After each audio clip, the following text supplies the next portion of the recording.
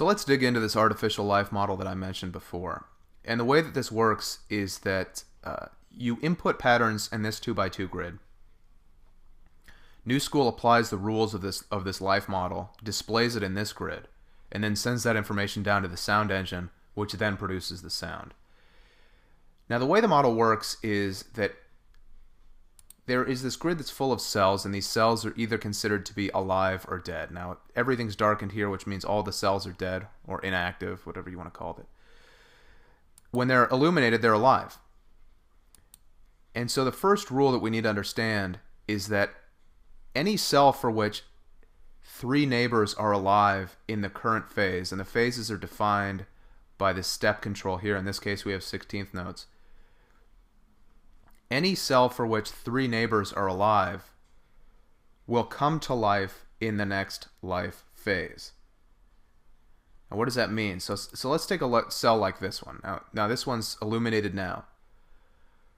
But for each cell we can see that it has 1, 2, 3,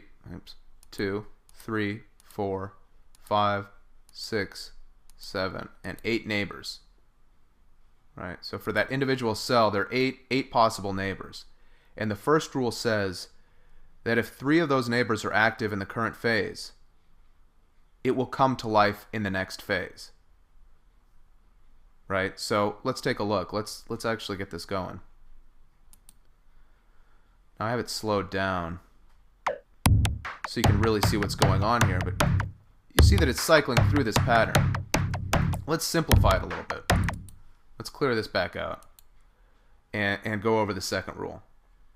The second rule is that a cell remains alive in the subsequent phase if 2 or 3 neighbors are alive in the current one. And that's an exact number, so it has to be either 2 or 3 neighbors in the current phase are alive. Now your head's probably spinning by this point. Stick with it. It'll get interesting pretty quickly. So I'm going to clear this out, and I'm just going to draw a vertical bar of 3 cells, and we're going to see what's going to happen here. Hit play, and you see this shows the movement across into the sequence. And we see that it's just toggling back and forth between a horizontal and a vertical bar. Now why is that?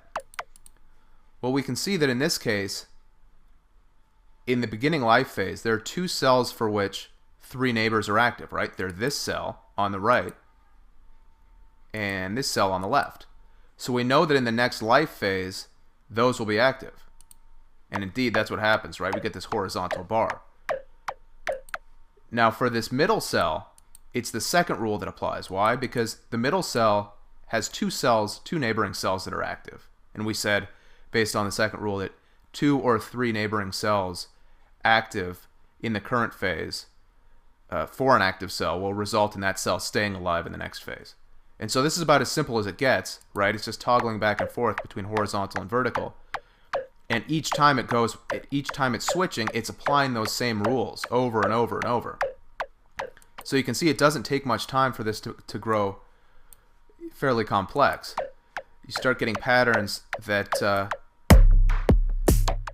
kind of unpredictable and out there, and that's really what makes Newscool so ingenious, is that you can come up with stuff that you never would have thought of consciously. So that covers the life rules. Stick with me, because in the next one we're going to go into these actual sequencer controls and start really digging into how these sequences are made and how to get kind of maximum control over them.